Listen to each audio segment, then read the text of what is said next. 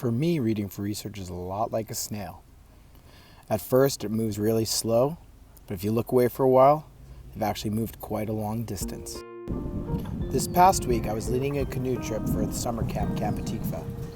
As such, I had to prepare by doing a lot of reading in advance. This prompted me to use the reading style suggested in the assignment. Although I've assigned these reading techniques before, there are several I've never tried personally. I found it particularly difficult to use the KWL chart.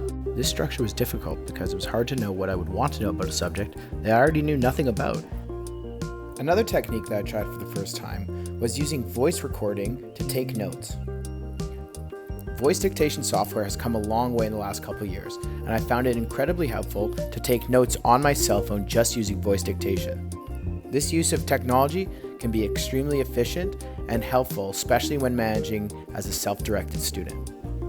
Another technique I really enjoyed was the 3-2-1 reading technique. This technique drove me to ask big questions, leading me into deeper levels of learning. By being able to research these questions, I was able to find more connections to new material and different resources. One of my major takeaways from the Briggs readings was in the chapter by Hugh Bushner and Nelita James on ethical framework of research practice. The authors reference the idea that on each research project, all of the researchers are working together to construct knowledge. The idea of constructing knowledge is closely related to the social constructivism theory. In chapter 6 by Bush, I learned about the test-retest procedure. This technique can be used to make sure the research is reliable.